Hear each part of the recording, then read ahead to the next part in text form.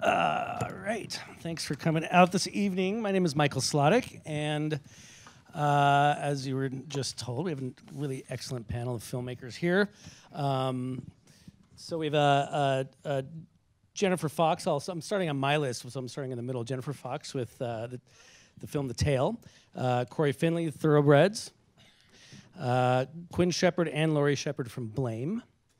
The other two films that are nominated in this section of the Spirit Awards are Nancy and Eighth Grade, and unfortunately we don't have folks here from those films. But, so the award is called what? The Best First Screenplay Award? Is this really all of your first screenplays? Definitely. Not, then you've written a few before this one? Have you written before this First screenplay. I've written plays. You've written and this plays. was a play, but first screenplay. Okay, all right. This is actually the first I actually tried to produce, so I've cut my teeth on other ones that I put away. That you put away? Okay, all right. And why don't we start at the end, and let's start with the very germ of, actually, before we do that, how many of you have seen all of these films, all three of these films? Oh, wow. How many have you seen two of these three films? How many have you seen one of these three films? Wow. So this is like the spoiler alert. We can do our elevator pitches in a minute. We'll try not to spoil the movies too much for you because they're all really good and you should really see them. So we won't tell you about the endings, hopefully. So you guys need to do your homework next time. All right, so here's the deal. Let's start with the germ of each of these projects. Where did the initial idea come from, and what was the first thing you did once you had this idea, like in order to start developing specifically the screenplay? You guys want to start with Blame? Definitely you, Quinn. So I actually wrote the first draft of Blame when I was 15. And I started it because I had the film is about a girl who does, like a girls' drama class who does a production of The Crucible.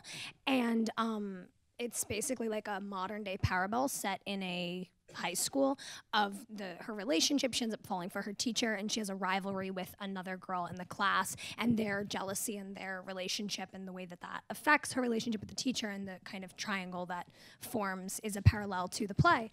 And the idea for me started because I did a production of The Crucible at a regional theater, and I was so moved by the experience, and it affected the way that I saw myself so much at 15 to get the chance to play Abigail Williams, this villainous adult feminine role, that it really affected the way that I saw myself in my life in a really interesting way. And I was so inspired by that I started writing a screenplay about a girl who kind of escapes into characters to cope with her everyday life, and then extending that into, okay, well, how if we zoom out on this concept of The Crucible, and we look at it through the lens of teenagers and those fundamental experiences, and it ended up becoming something much bigger that I explored over many years and kind of put a lot of emotional and things that I went through, my own coming of age, and my mom and I worked on it a lot together because I was 15 and I needed a lot of help, and the first draft needed a lot of work.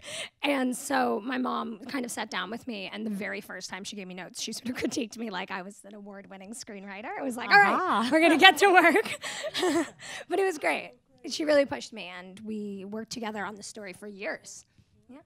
And it changed quite a bit, but it was kind of a little bit of art therapy, I think, for Quinn growing up. And it bonded us and kept us close, and it was a great experience. Okay. I didn't know you guys were mother and daughter. Oh, you didn't? Yeah. Oh, wow. All right. Well, since let's move on. Let's go to the Tale. Where I'm did it come so from? sad you guys haven't seen the film before I talk about it. Yes.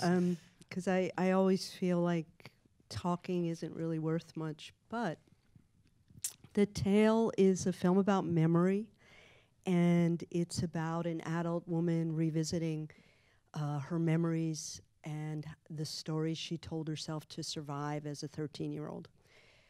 It's based on my true story, what happened to me when I was 13, and also everything I spun out of that until I was an adult, I decided to make the film when I was in my mid-40s, shooting quite a big series about women around the world, a documentary series.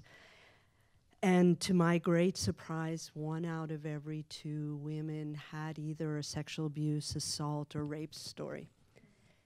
And this just shocked me. The project I was doing was not about any of those things. It was about freedom and what does it mean to be free as a woman. And so it made me revisit this event that happened to me when I was 13, which I always called my first relationship, which was a relationship or an affair I had with my 40-year-old track coach and my riding instructor. It was kind of a menage a trois. And so all of a sudden in my 40s, this story just flipped on me, and I realized, okay, it's time to make this. And it was very clear from the beginning that it needed to be fiction, and that it isn't only about what happened, but it's really about a 13-year-old constructing basically a story to survive that gives her strength and a character and that turns her into a woman who can achieve in the world. And the film is set in the present and goes back and forth in time and memory in many ways. Laura Dern plays me because we look alike, as you can see. Like that. And every character in the film is played by 2 people. So the film is based on a kind of construct that Laura playing Jennifer, and I left my name the same in the film, though the other names are changed, goes on a journey to find the real people now. And she's inspired by her mother, which is true, by the way. My mother really, really pushed me to tell this story. Ellen Burstyn plays my mother, or plays Laura's mother in the film, and really pushes Laura to find the real people because she wants her to face the truth as she sees it. So it's also a mother-daughter story. The film is based on transcripts of me doing this real journey to find the coaches as well as the other children that were around at the time. And I used the transcripts and then boiled it down into scenes. It's also based on a real story, this is really funny, that I wrote at 13 called The Tale, which was a very thinly veiled account of this affair. It was 1973, and I got an A for it because nobody thought it could be true in the white, Jewish suburbs. So The Tale plays also, Laura Dern finds the tale, her mother finds it, and that becomes a provocation to go on the journey. It goes back and forth in time. So now you're a documentarian, or you have been a documentarian for many years. So even when you were doing all this research, and you were never intending to make a doc in the first place? No, this always felt like fiction, always did. And like you, I had thought to make a fiction film about this many times, but I don't know what it would have been because I never saw it as abuse. So what it became only happened because I had the maturity of it. It was also really a moment in my career where I have made documentaries from the time I was 20 till my 50s, and it was really time for me to find a new artistic venue. Like I felt like I'd reached the end of that language, and I needed to move into fiction as sort of a new paint box. Yeah, makes sense. So Thoroughbreds, inspired by your mother? Weird mother? aren't all stories in some way. But no, so Thoroughbreds is sort of kind of a dark comedy, neo-noir kind of thing about 2 young women in suburban Connecticut that get wrapped up in a murder plot. And it started as a very different version of that story. It started as a play. Prior to adapting it into a screenplay, I'd worked only in theater here in New York. And early versions of the play, there was always, I was drawn for whatever reason to this setting, this very sort of opulent Connecticut setting where I'd spent some time. I knew a lot of people from that area and was sort of fascinated by it. and the characters kept shifting. It started actually as a story about a mother, maybe not my mother, but about a mother in a family. A completely different version of the story. There was still some violence. That was about all that it shared with the final form of the movie. And there was one daughter character who is like a little bit of a plot appendage in the early version of the story. I sort of couldn't figure out how to give her a real arc, and something about that bugged me. And as I kept working on it and throwing things out and starting new things, that character sort of found her way into the middle of the story. Almost everyone else fell away, and this other kind of friend character came up. And I think, in a way I couldn't have articulated at the time, I was sort of wrestling with two aspects of myself that bother me. What I see is like a very kind of hyper-emotional, bothered by the smallest things side of myself, and then sort of an emotionally cold side of myself that doesn't react in the way that I feel I should to things that are that really warrant emotion. And those two sort of parts of myself found themselves in a dialogue in the way that that playwriting allows you to do, and eventually found their way into a screenplay, and here we are. Here we are. All right, interesting. So for all of you, feel free to answer it, Will. What's your process for, or what was your process, or even today, what is your process for kind of approaching initial drafts, initial outlines? Where do you start? What is your first bit of process for getting what's rolling around in your head onto paper? And I'm not talking about final drafts or anything. I'm just talking that initial, not the impetus, but what is your first steps that you guys go through or went through?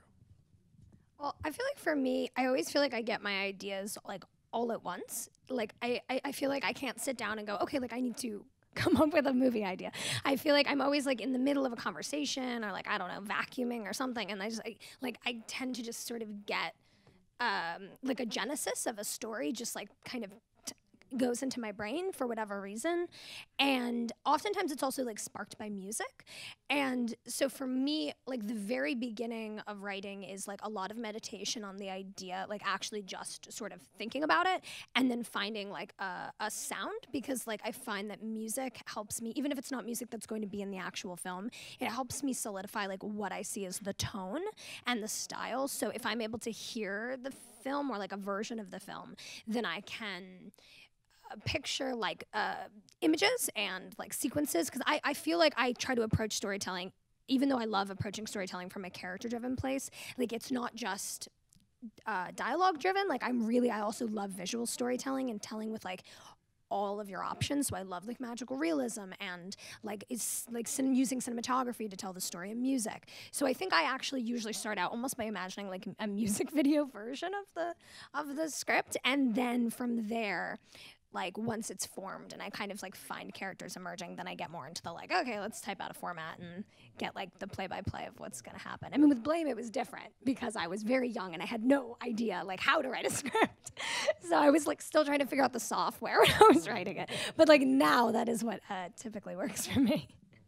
So sorry, does that mean you're not sitting down and writing out scenes? You're writing ideas, notes. Are you?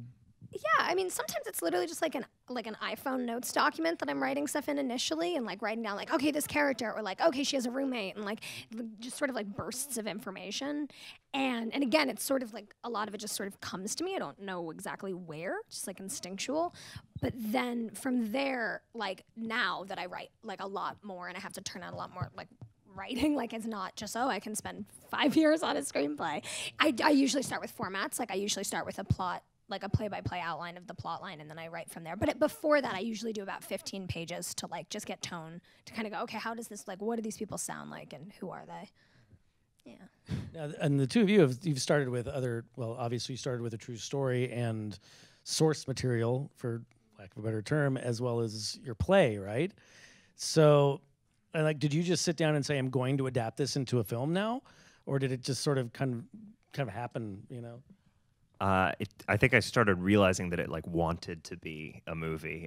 The story on its own wanted to be a movie, and I started kind of seeing it increasingly in images and in cinematic images. And I realized that often when I was writing plays, I would sort of visualize a proscenium. I'd see like a stage like this and actors moving around. And for this one, I was seeing close-ups, and I was seeing times I wanted the camera to be able to go and do something else. And that's when it felt like it wanted to be a movie. My process for writing plays versus writing screenplays is very different, and there's a really nice freedom that can come with writing plays, because the scenes can be so much longer, at least the kind that I typically used to write. The scenes can be much longer, and there's a great, I think it's an essay somewhere from Harold Pinter, who's an amazing British playwright, who was talking about how he'll start a scene with two voices, and he won't give them character names. He'll just be A and B, and he'll just sort of listen to them talk, which is such a nice image. I think he's kind of making that up a little bit there. I don't know if you can really pull that off, but I think with screenplays, at least the kind that I write, you do need a level of structure. A greater level of structure, and so I have become a much more outline-dependent writer, for better or for worse. I think both. And you wrote an outline for that for Thoroughbreds? Or are you talking since then? Yeah, I think the very old version of the play, the one with the mom as sort of a central character, was like many years old, so I was writing in a very different way when I wrote the first draft of that. So I don't think that was heavily outlined. When I adapted it into a movie, I did just jot down a quick, couple beats, sort of a structure before trying to change formats. But I think even something about the software, like Final Draft or whatever you all use for writing screenplays, is a very regulated software, a very useful one, but very regulated one. And I feel like a lot of playwrights pride themselves on like using Pages or Microsoft Word, or even like a lot of them still write by hand or by typewriter, and there are certainly advantages to all of those things.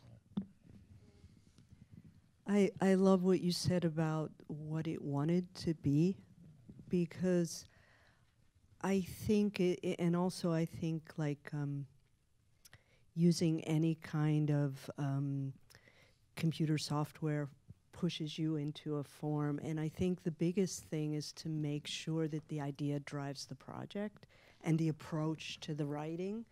And because screenplays are so difficult and complex, we all fall back into outline the thing and then page. But frankly, I think that works sometimes, and other times you really have to allow the idea to tell you what it wants to do and how it wants to be explored. And with The Tale, it's such a complex film that originally I wrote the whole thing in the backstory, not knowing actually that it was about memory. I just wrote the past story about the relationship, quote unquote. And that was sort of year one. And I was, of course, making other films during that time. And at the end of year one, and subsequently getting feedback and rejected from everywhere with that draft, I realized actually that it wasn't at all the film I wanted to make, that the film I wanted to make was something very different. And that in fact, the abuse story was over within about 10 minutes of the film. And do you want to turn off your phone? You do want to turn it off? I know you do. But it may not turn off. Yeah. It's happening. So great. So just that the abuse story, just in a chronological story, was actually really boring, because in about 10 minutes from our present day eyes, it's like, well, this is a story about sexual abuse. Oh my God, I can't go forward. So it also bored me. And I was like, God, this is so boring. So I realized that I wanted to tell a film about memory, and then all bets were off, because how do you tell memory? Like, memory is like ephemeral. And so I threw out all the rules that I know, and I threw out my outlines and all of that, and I just said, okay, I'm just going to write in couplets of like a present scene provokes a memory. And I just wrote, scores of these couplets that didn't make a screenplay. And then I sort of worked on it in lots of pieces. And then I went on the journey to find the real people, and I worked on those scenes. Then I worked on scenes of my memory different from the past. And so very weirdly, this is a film that wasn't outlined, that was approached without rules, that I sort of had to make it up because it is such an unusual structure. If you do want to see it, you can see it on HBO or Amazon or iTunes, by the way. But it's a very unusual investigation of memory and how we lie to ourselves in order to get through things that we can't tolerate. So to that end, did you find that you need to treat your screenplays?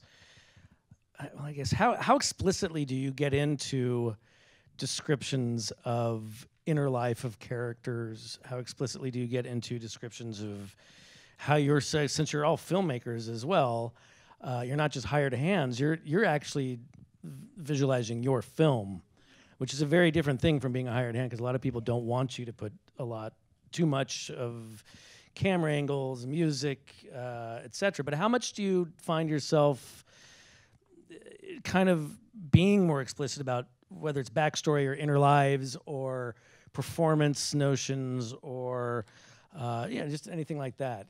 That you might not, that is in your head, but you need to get it on the script, maybe not for you, but for other people that you're working with. Any thoughts?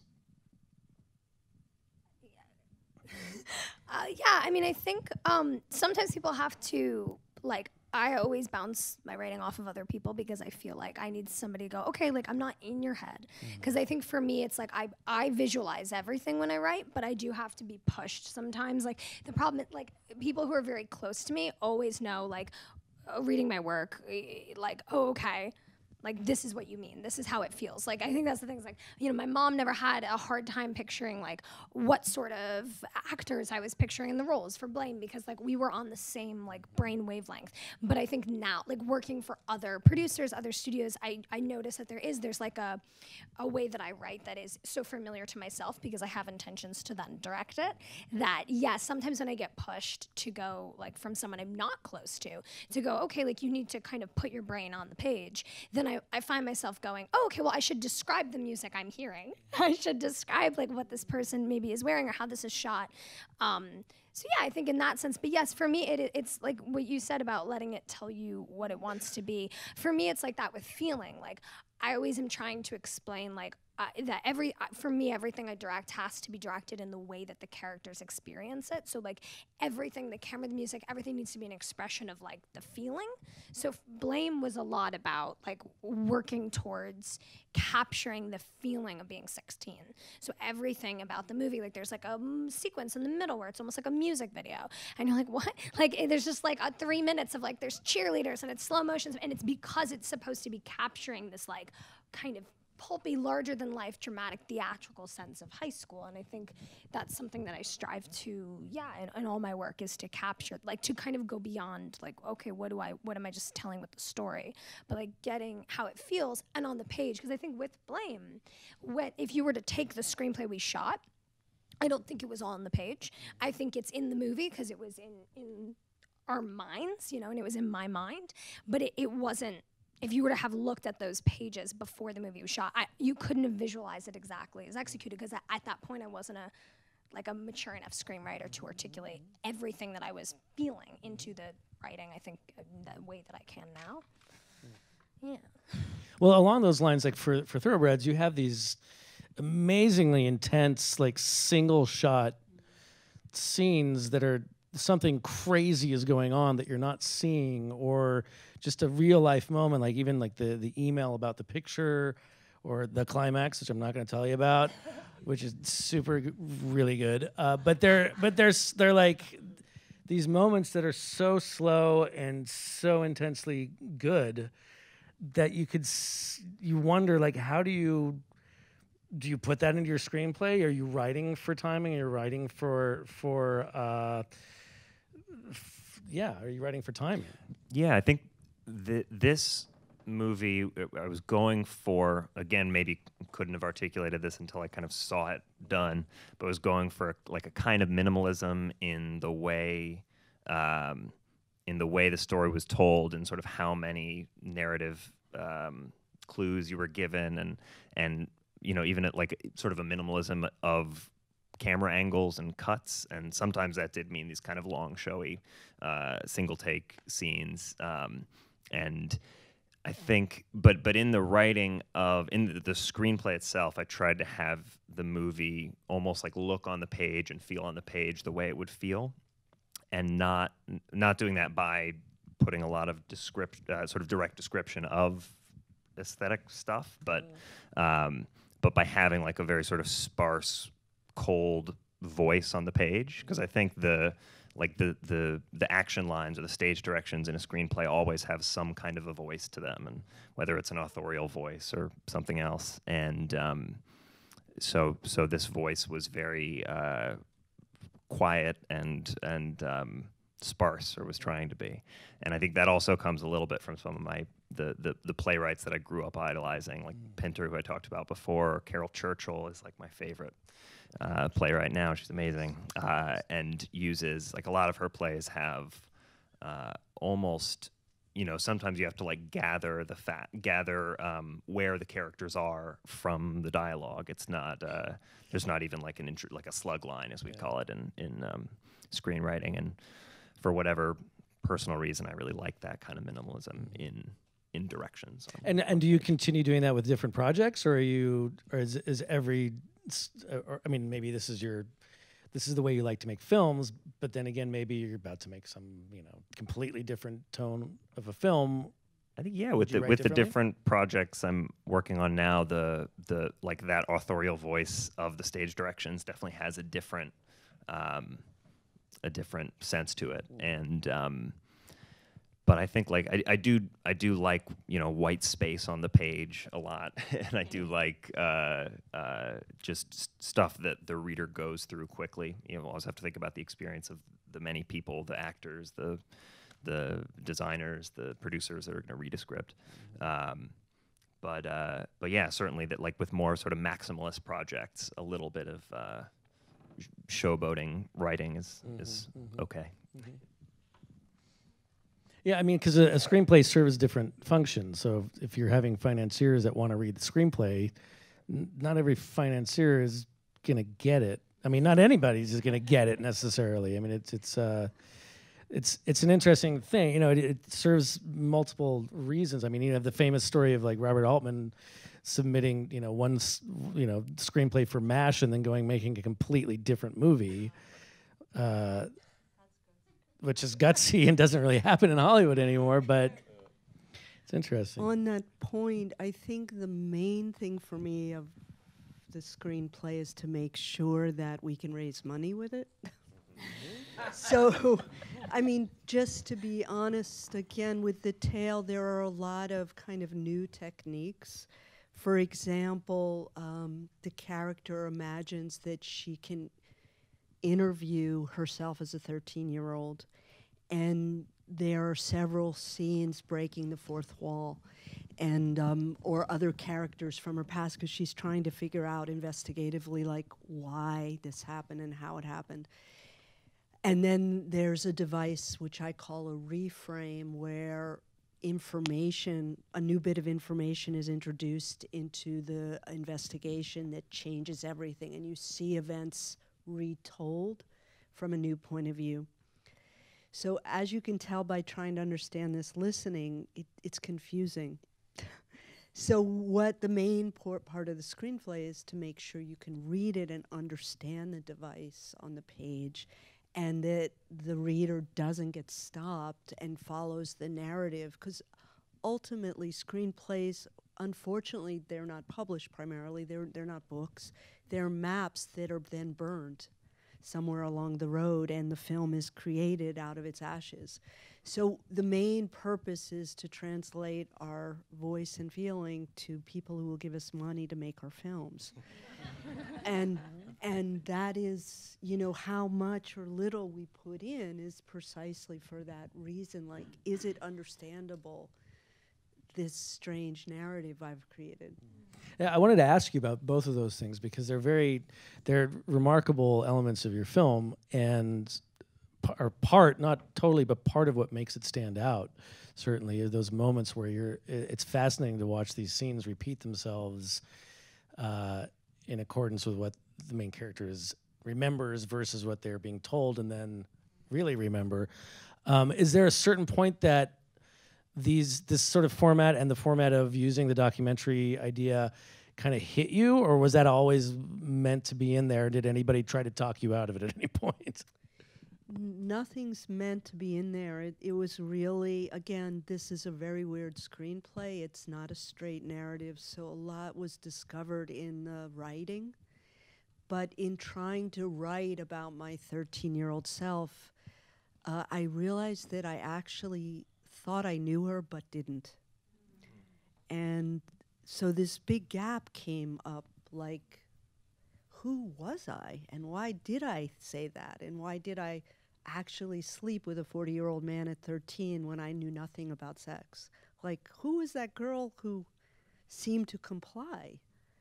So the character in the film tries to understand through her writing and can't, and so only thing she has is imagination.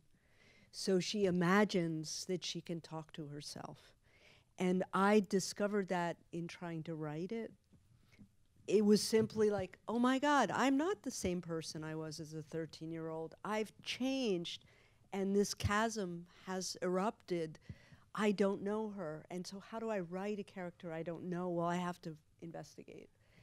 So the techniques were found in, yeah. And I was, I should say, someone influenced, you know. Also the other thing I do, and I don't know if you guys do, when I have an idea, I sort of read and watch everything on that idea, from plays to film to books, period, because I want to see who's done it, who succeeded and failed. How I Learned to Drive was a play that I love about sexual abuse. Gorgeous play by Paula Vogel. Or another film I looked at that I love for the technique of it was Beginners by Mike Mills, because he also uses sort of a documentary technique. So looking at others, sort of bringing away, well, how do we create these turns in the film, and how do we boil them down? In terms of kind of bold decision making, like with Blame, you guys much away. There's a remarkable switch of protagonist antagonist that happens about halfway through, maybe more. Was that also something you guys found? Was there a eureka moment that you said, "Oh my God, we have to do this"? Yeah, that was not the very original, like, 15-year-ld draft. No, it went through about 13 drafts. I mean, with major Probably changes. more. Basically, I think we had an epiphany. There was something that was not working, and I think basically with the creation of Melissa, which is Nadia Alexander plays opposite me. She's the mean girl at the beginning. Yeah. Yes, right. Yes. She kind of is introduced as like the mean girl. She's got her dyed hair. She's like the bully. Like, you know, you're not gonna like this girl in the first scene because she is so mean to my character, and my character is the outcast and sad and everything. And she had so much, and again, I can't like say all the details but there was so much backstory from my end, because I don't write villains. To me, I don't write villains. I like to write sympathetic, especially not with women. Like and not teenage girls. Like, to me, there was so much complexity to a lot of the characters, and especially to her, that was not on the page. And we had talked like, okay, well, why is this girl doing something like this? And to me, there was, I would say maybe not in the very first draft when it was such a different film, but as soon as it kind of was taking on the narrative that is recognizable in the movie, there was always purpose and backstory behind it, and things that she had gone through and endured that created a sort of like, you know, an emotional monster inside of her that was why she was acting this way. And it wasn't on the page. It was something that existed and we talked about. And we were like, oh, okay, this is backstory. And it was backstory as a writer, but the film didn't work because the concepts that it was exploring, the reversals, the gray areas, the reversals of protagonists, antagonists, the humanizing of young girls who were dealing with sex and consent and all of this, it did not work unless we were understanding why would somebody do this? She wasn't a person without that to the audience. And as soon as I literally remember going to Starbucks, we had this like big epiphany conversation about it. And then I like ran to Starbucks and like sat in Starbucks for literally like 9 hours. And I was like, I will not leave this Starbucks until I've written the last act. And I wrote and I just sat and I wrote like 20 pages in one sitting, and I wrote this like massive, and we just knew, I was like, this is the film.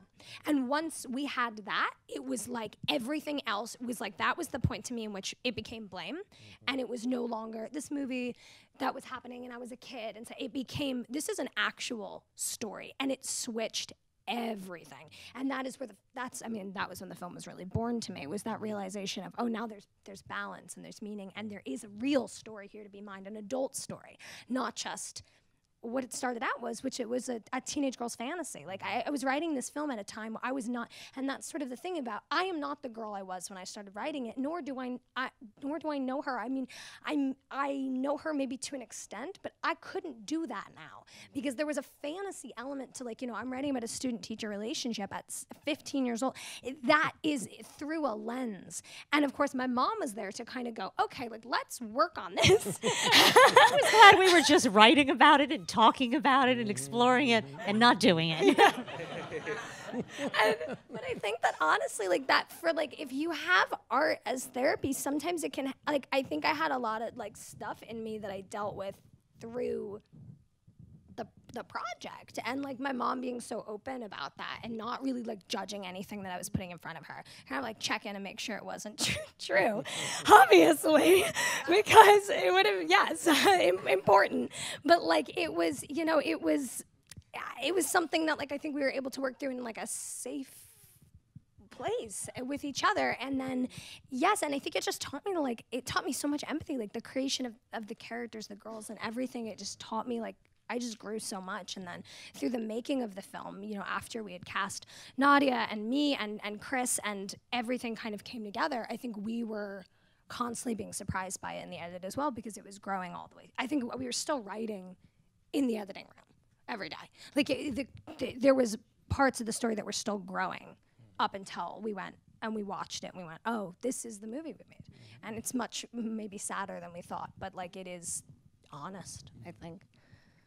Do you want to add anything? I feel like just the fact that, I mean, really, you grew up with this film, and I think that Melissa was born also working out some of relationships that you had with your friends and discovering, you know, there were mean girls at school, and why were they mean? And Quinn was always very empathetic, and we talked about it. You know, why were they mean? What's going on with, you know, so-and-so's family right now? And so I think that all these things put together was kind of working out therapy, and it really made for a very honest story, which is also like a little time capsule of course, who you were at 15. And it is. It's like, for me, that film is the closest I can get to ever being able to know that girl again.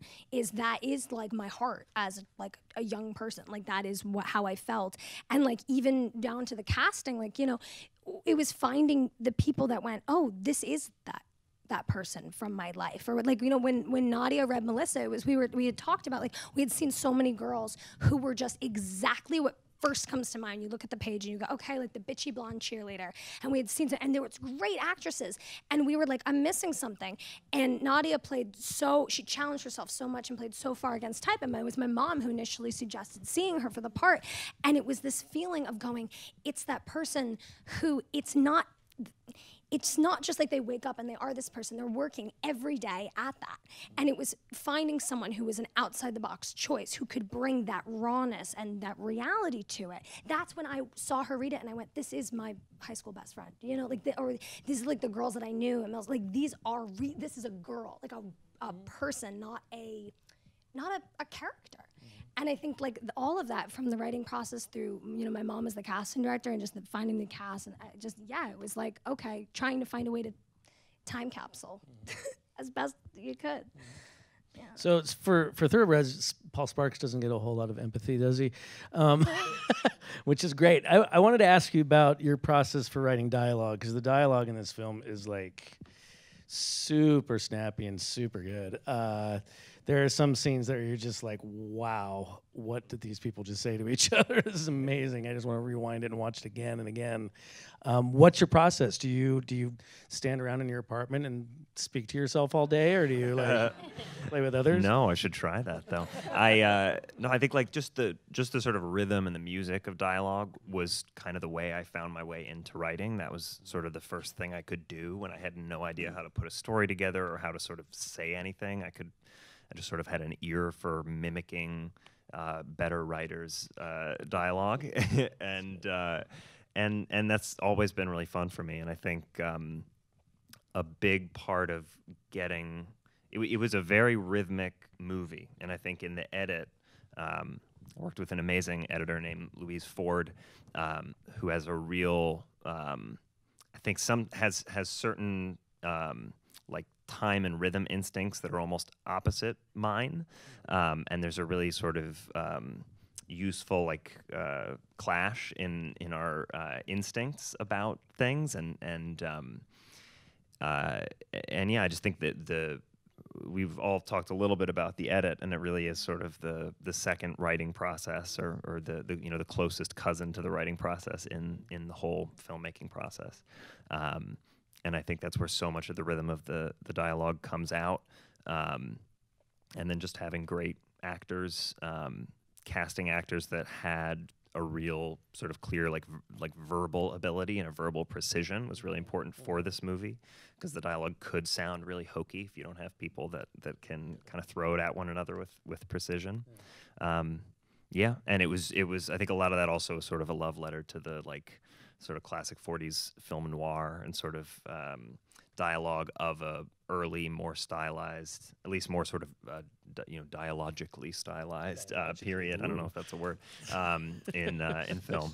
But Can I ask? We'll go with dialogically. So you said that the two women are two parts of yourself. So did you kind of hear it like that, like?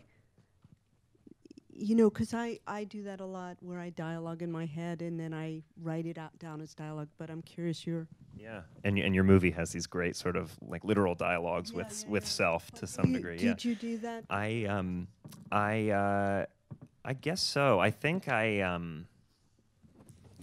don't know. There's the early versions, the early drafts of the screenplay definitely had, like, each scene had sort of one dominant speaker in it, and they would often feel like monologues, sort of occasionally interrupted by another voice who was saying a lot of things like, you know, what, or what do you mean, why?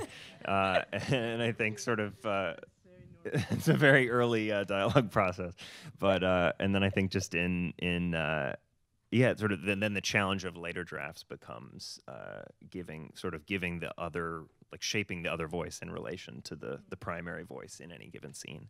But yeah, I mean, neither one of them like sounds at all like me as far as being We pieces can go of back myself. and check but now. you can check, yeah.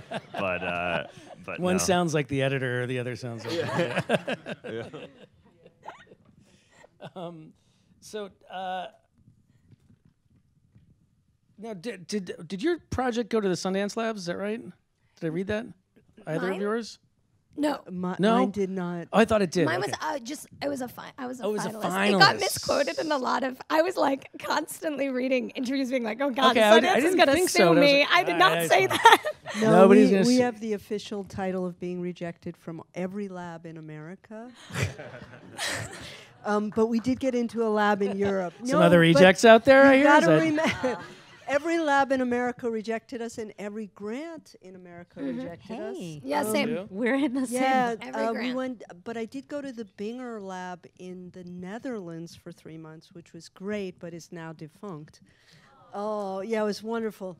But no, I think it's really interesting who doesn't get into labs. And in fact, a producer we're sharing, Oren Moverman, is my senior producer on The Tale and your producer now, and he said that about all of his work, that it was rejected from every single lab in the first 10 years of him working. So just thought I'd share that. Yeah. It's important to know that rejection doesn't mean anything. It just means that it really doesn't. Often it's also about they're curating different styles, and yours may be too similar, and the thing that they like may never get made or may get made badly. So it's just really important. So for all of you, was there a point where you said, okay, this is ready to go out to potential financiers, to producers, etc.? And like, what was that the correct timing, or did you have to roll it back a few times, or how did it work? Anyone? For me, there was a point where the script was really reading well, and Oren, my senior producer, and I began to look for other producers. Frankly, we went through 2 other sets of producers that we tried to work with and weren't able to raise money. So it took, the script was really well received, it reads well, and is very much like the final film. But everybody said, well, nobody will watch a film about child sexual abuse. This was just to scare you. The script was finished in 2013. The film came out Sundance 2018, a year ago.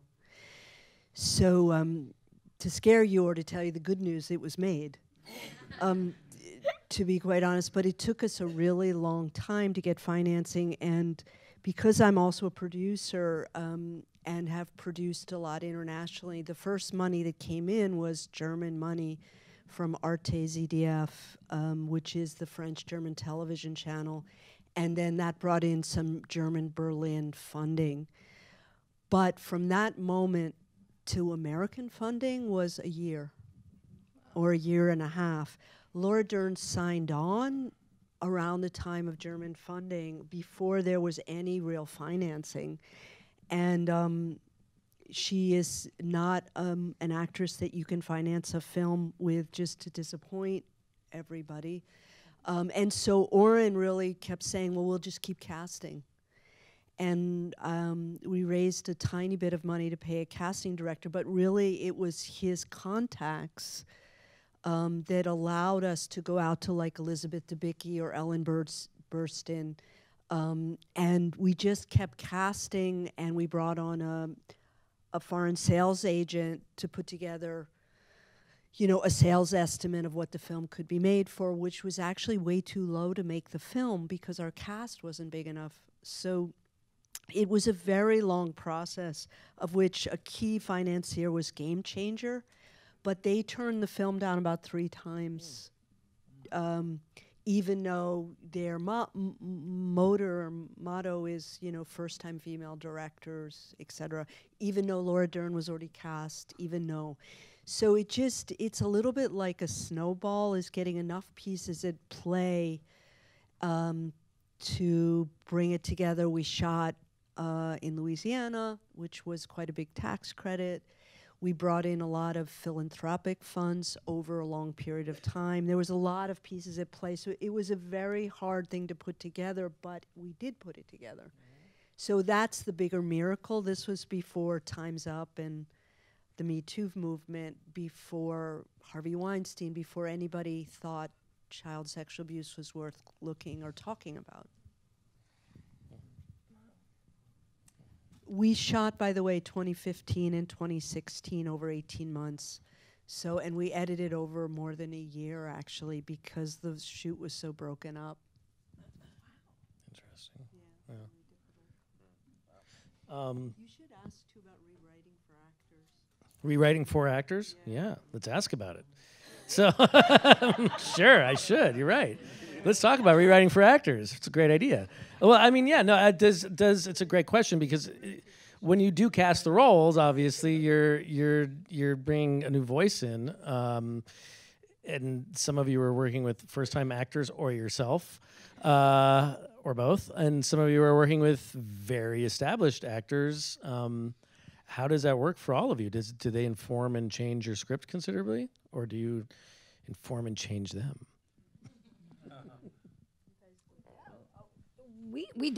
There was definitely rewriting for actors with Blame. Some of it before it was even officially cast, but for the screen test, there were actually scenes that came out of the screen test.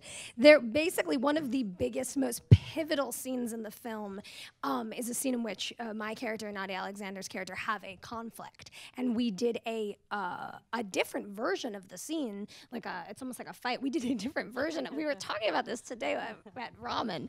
We did a different version of the scene for the screen test, and I think initially we had been worried about finding an actress who seemed like they could intimidate me, like as if I'm so intimidating. Pretty strong. and then when we tested Nadia, we're like, this is not an issue.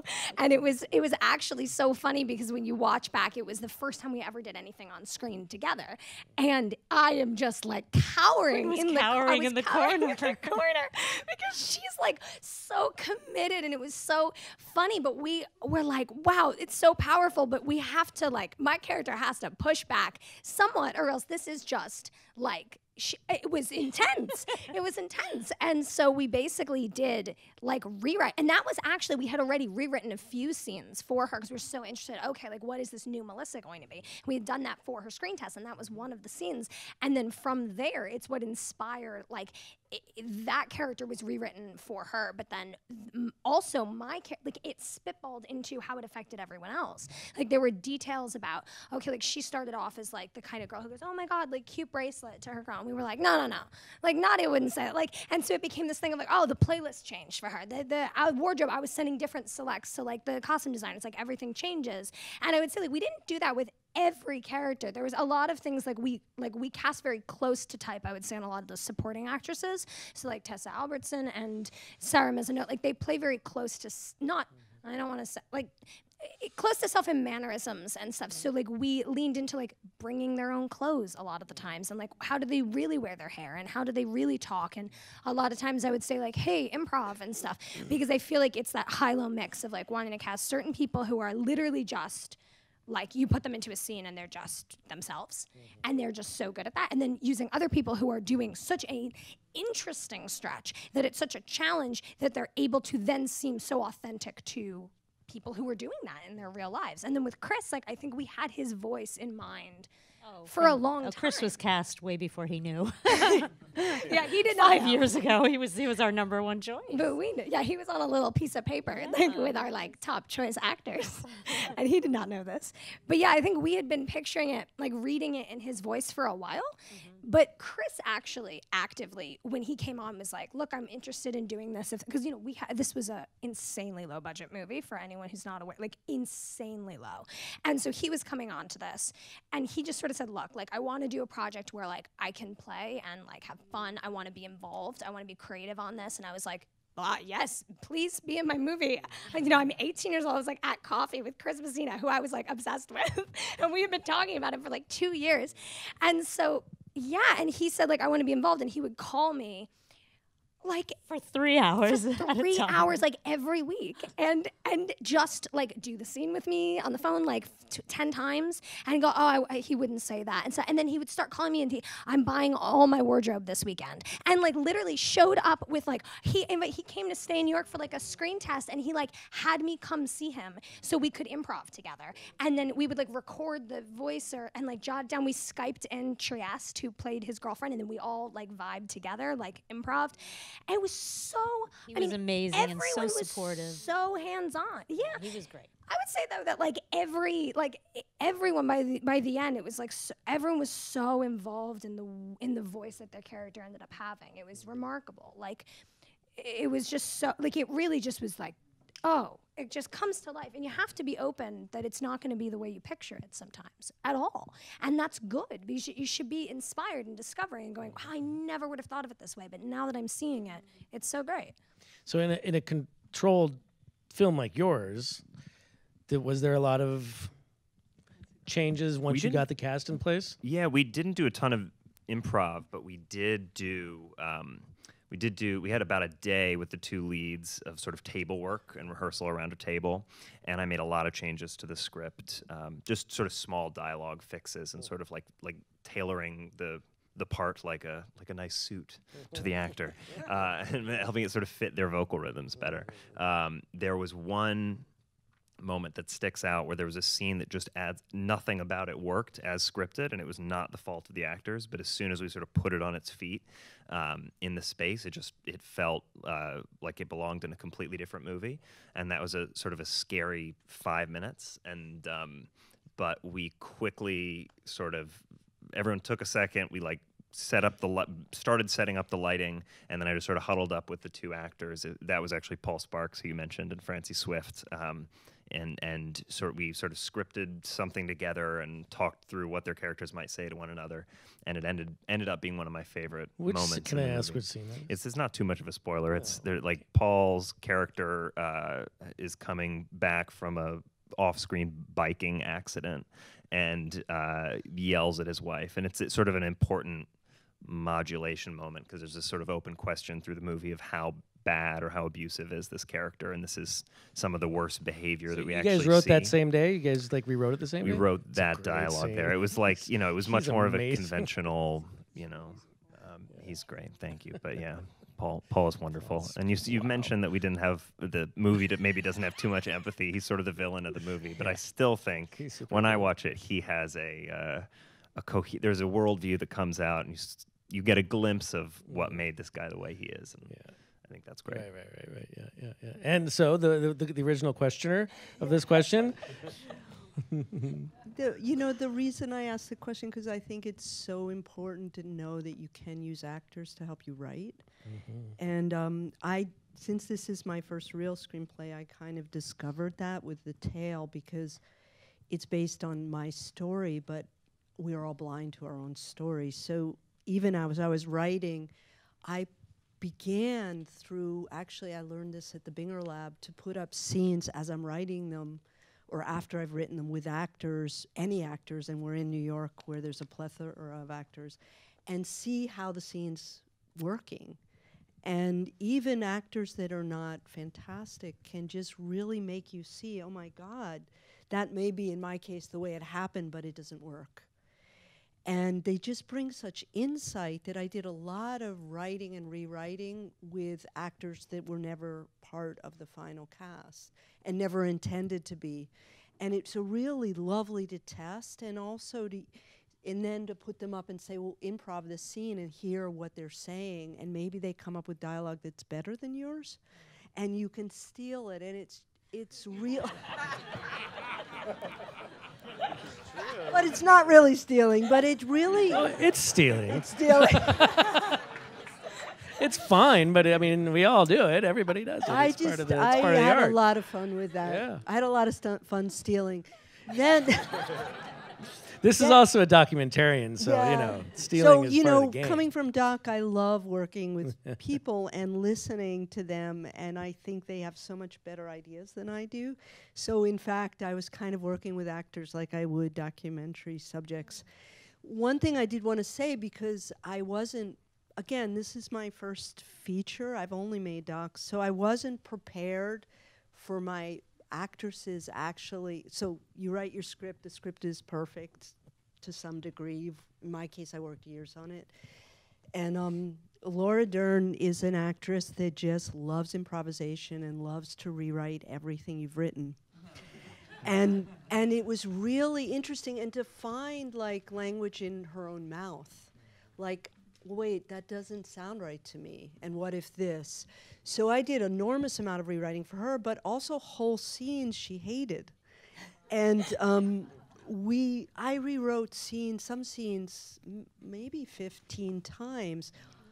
Only, interesting enough, there's one scene in the film that I rewrote for her that she kept trying to kick out of the film. She didn't want to do it, so I kept rewriting it.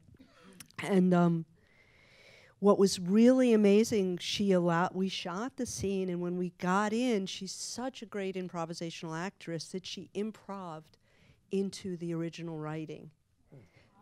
Because, frankly, it was the only drama in the scene. And I'm not going to tell you which one it is. But there is a scene in the film that is pure Laura, that is actually a scene that she didn't intend to do. But she's such a good improvisational actress. That was really interesting. So I learned a lot. It broke my fear of writing on set, which in fact I was afraid of before this film. And I was like, no. And even as a director, so you're wearing a lot of hats, it wasn't as scary as I thought, so I wanted to share that. Yeah, that's great. Let's turn to some questions from the audience. So this one is for Jen and Cory. You're Jen. I'm Jen. Yeah. Do you go by Jen or you? Yeah, no, Jen. All right, we'll go there. Did you get pushback on early phases of your scripts about likability or relatability? How did you preserve your voice / vision in the face of that? Well, you are, Jennifer, you already kind of answered that one a little while ago. You did get pushback. It was hard to find money, right? Yeah, we particularly got pushback on the physical scenes in the film. The film is graphic, but because it's my story, I was very clear that there's no way those graphic scenes could not be in. I don't really know why, but for me it was really important for people to understand what happens, to see a fairly graphic rendition of what's burned into my memory. What though, because it's my autobiography, I could defend it. And the main defense I did to do that was I left the name of the main character, Jennifer Fox, so that when people potentially trashed it or would call it something it isn't, like pornography, I could stand up and say, hey, wait, this is sexual abuse and this is what it looks like. So my naming the character my own name was defensive, thinking ahead to when it came out. And we certainly got, I certainly got likability pushback throughout the process. And I remember I had a memorable interview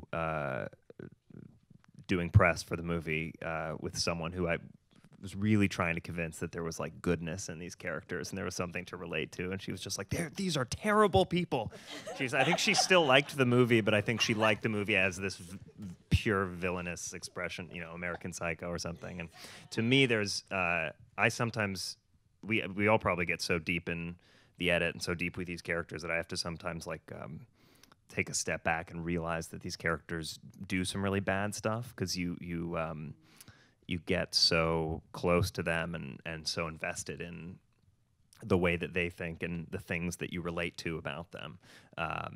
But yeah, I've for better or for worse, I've always been really fascinated by unpleasant characters, unsympathetic characters. I want to just throw one thing out because it's important. We got a huge problem with casting the Jason Ritter character, Bill, who is the predator in the film. Nobody would play that role. And we were 2 weeks out from shooting and we didn't have him. And we had a lot of muscle behind casting, and the whole film was cast, and Laura Dern said, I know who will play him, and I'm going to reach out to him, because she had worked with Jason, and she sent him the script, and she and Jason and I went out to dinner, and she pitched him, and God bless him, he took the challenge. So no man would play that role, which I think is really interesting. He was perfect in that role too. Yes, we yeah. were just talking about it's that. It's very upstairs. much against type, and a darker sort of meaner guy, you would have just been like, oh. It had to be someone you would leave your child with. Yeah. But we tried everybody, and we had, like, Oren has great actor connections, and Brian De Palma is someone who is advocating for the project. Nobody would do it. So this one's for everyone. What was your process like getting producers to read your script? Well, I don't know how many of you know the story of Blame. Quinn, do you want to just do my mom is like, she did like all the producing work. Like, we did not have anybody else. particularly. So our situation is, I think, very unique. Yeah, we had Other producers attached at some point. right, but then when our money never came, when we were about a week into shooting our financer, we had, one thing that I would say as a suggestion is that even if you have a lawyer and you have contracts and everything is drawn up, wait until you get the money in the bank before you actually start spending it. We were in a situation that we were being told the money was coming. Like full contracts and So we started fronting the money, and then we had Chris flying in, and we had it going. And then when we realized the money wasn't coming, and we were in a situation, we kind of had I remember our little talk in the kitchen where Quinn said to me. Yeah, I said, and I obviously was in a very privileged position because I have a background as an actor from when I was younger, and I had money saved from, I had done a work little money, on, right? not a little Coogan account money. but more than a typical 20-year-old, Right. And money that was put aside kind of for like, living college. in college, this was already a very low budget movie. We were talking about slashing already a tiny number in half, basically, of what we had access to. And yes, I said, I was like, I would really rather lose every cent I have than like have my dreams die. Like, I have exactly what I want to do here. This is my dream cast. Everything's perfect. And I can't let that go. And so we emptied everything. I'm not endorsing to doing this. No. Yeah, but we said we everything. got to make this happen. And that's where I think I was like, okay. So, of course, other people that were involved with the project were like, this is never going to happen. And they left the project. So we I became the head producer. Yeah. And I got the book, Producer to Producer, from Maureen Ryan. And we did this whole film. Oh, that's so Queen was the casting director. And everyone got paid on time. Producer, editor. I mean, we just did everything ourselves. Yeah. Somehow we managed to get it through, and we premiered at Tribeca, and we finished the film, and now we sold it. So it's okay. For Spirit Award. So pretty amazing, but very stressful. But yeah, I guess the biggest challenge with getting a producer in the script was just when I was 15, just going, hey, will you read this? That was that was ultimately the only producer who mattered. Made it happen, though. Anyone else want to take a shot at that one, or? I was lucky with really wonderful producers that were interested in it pretty early when it was still a play, actually, when it was a play and a professed intention to turn it into a screenplay. The sort of funny irony of that, we were talking about the unavoidability of rejection, and in the weeks immediately leading up to sort of getting the ball rolling on the movie version of Thoroughbreds, the play version of Thoroughbreds, which I was still actively trying to get put up sort of in any New York theater that would take me, was rejected many times, including by college student theater organizations that were looking for plays for their students to do. And so it was it got rejected by a lot of people in New York, and for whatever reason was embraced by a couple of people that really loved it in LA, and I still love New York. This is not meant to be a pro LA statement. This is the better city. Revitalizing. But sorry, preaching to the crowd here. But no, just got very, very lucky in that regard. Yeah. And Oren, you and Oren had made films before together. Is that right? No. Oh, we just knew each never other. made a film together. I was telling back in the back, I've been making docs for 30 years, but when I was in 1990, I was teaching at School of Visual Arts, and I was writing a screenplay that I never made, but I was looking for a co-writer, and one of my students said, oh, I have a friend, and it was Oren Moverman, and he just finished his first short. And so Oren and I worked on this script for a really long time. It never got off its feet, and I never tried to make it. I didn't think it was ready, but Oren went on to become quite a successful screenwriter / director, now producer. So when I was writing The Tale, I went to Oren, and I think I took him 200 pages, something. I mean, it was really in a raw state, 250. And because we're friends and because he knows that I am a filmmaker, I've made a lot of work, I think he just believed in me and believed in the essence of the idea, of which some of it was there and a lot of it wasn't. And he said, okay, Jennifer, how can I help you? I'll produce it if you want me to. And I said, oh my God, that would be a dream. So that was the beginning, and then we started to look for grants. We were turned down by everyone, and the rest is history. It was a very long road, but Oren just believed in me. Luckily, my long-standing doc career did help me. Brian De Palma also became a really big player on the film just because we know each other for many, many years. He's a follower of my work. We're friends. So when I was casting, he was the one who said, Laura Dern, I'm going to call her for you. And he sent Laura the script. So you need friends like that, really. No, because Laura said to me later, oh, I never would have read that script. And I never would have met you because the two worlds really don't collide. Documentaries in LA aren't seen as film. When I first sat down with Laura, she said, okay, is Brian and Oren going to be on set with you to tell you where to put the camera? And I know she meant it honestly, but I have shot my own work for like 20 years. Like, I'm also a DP. So it's just that, like, it's a very hard move to move. But these two men really helped me tremendously.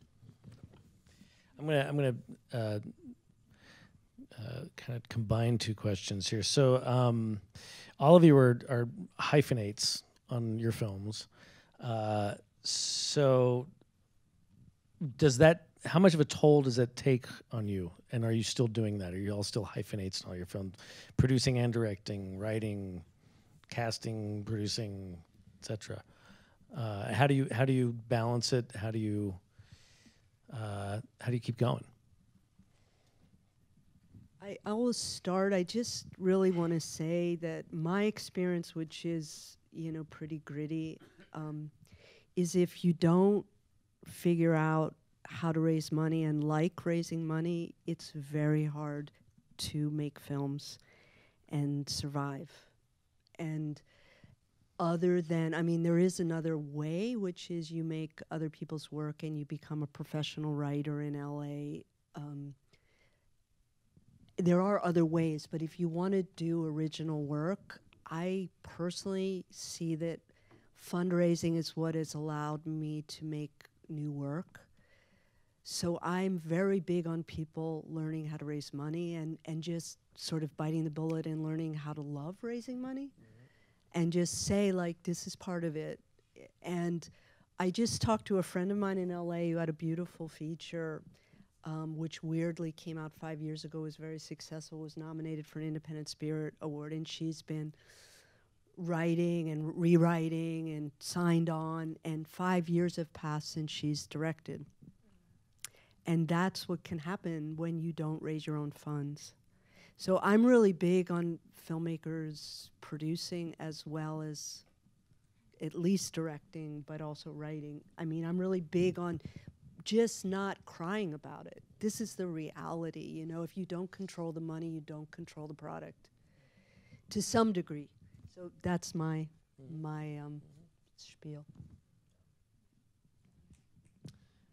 I will just say I love both the writing and the directing processes. The directing process is a lot more fun. The writing process is incredibly painful. I don't know if you guys find it to be this way. And since writing and directing Thoroughbreds, I have shot a movie by another writer, a script that I really fell in love with by another writer, and I also wrote a movie for another director that I am now, knock on wood, hopefully directing as well. So I'm trying to wear all the hats, but I do think you learn a lot about writing and directing from doing the other one, an enormous amount, and yeah, they're very different muscles, but it's all just storytelling, and it's all knowing the story and bringing it to life. Yeah. Yeah, I think for me, there was I think a few too many hyphens on our project, so I think narrowing down the hyphens was important. I love doing. I would not even know how to approach a project as a director that I didn't write. To be honest, like I'm at a point like where I've never really. Sorry, like I've never really like read a script that has been like, oh, okay, this is like something that I feel like I could have written this, and I think it has to feel like, oh, this is like someone who must have like a little bit of my soul in them. I don't know. You have to. I'm sure you know if you just directed something from another writer, you have to feel that. But yeah, for me, I love to do both because I think I start directing when I'm writing. Like you had said before, like you're writing for your own vision. So yeah, I love to do both. The acting while doing that, it was, I think, for me just like too much. So I'm not acting, and I mean maybe I'll be like a line, like a cameo in something. But right now, everything that I am working on, I'm attached to write and direct, and none of it I'm intending to be in.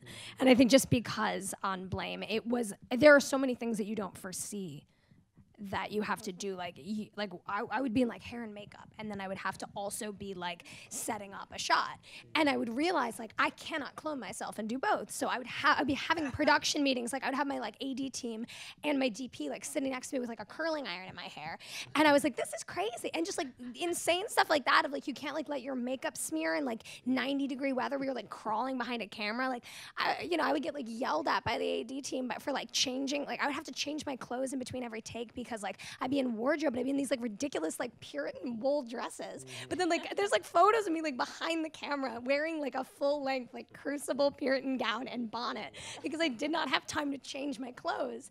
And so there's all these things like that I think are just, yeah, like I think writing and directing seem like they're married because typically if you're writing on set as a director, like that works because you're like, oh, okay, I'm watching what works, but the acting and it adds a whole other thing, and I'm sure you felt the same way. It's like trying to like, oh, like help me with my acting and coaching and giving me notes and stuff like that, but then also producing, but then also like actually like line producing, like running like who's getting crafty food at the same time as like how's the set moving. Yeah, it's. Yeah, a lot of hyphen. All right, so. I actually to this also in regard to this, because I think that there was maybe an element of this asking how you cope as a human, not just as a professional. There's a great article in the most recent issue of Filmmaker magazine that everybody here should read. It's about producers, but I think it counts for pretty much everyone, about the psychological state of producers and what a lonely, difficult process it is. And they talk to producers and therapists, as well as producers who are now therapists, which is interesting. But totally read it. It's really interesting, and it's a great it's really a smart idea that they came up with. So in terms of your nominations, we have another question here. How are you using this nomination opportunity with the Spirit Awards? Is it helping you get new films done? Is it helping you get to bigger, better casts, bigger, better producers, bigger, better money, etc.? Well, you're all still working, right? So that's one thing.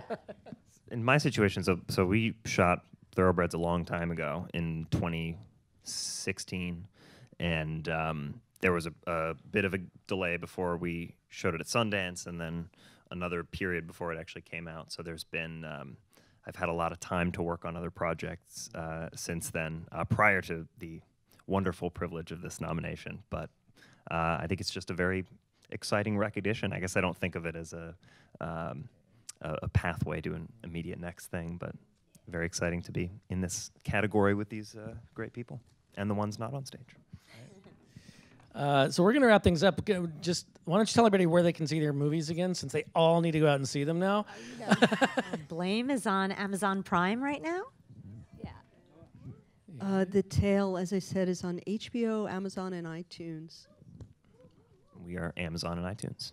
Maybe other places. I think we're on iTunes also. Cool. Thanks for coming out, everyone.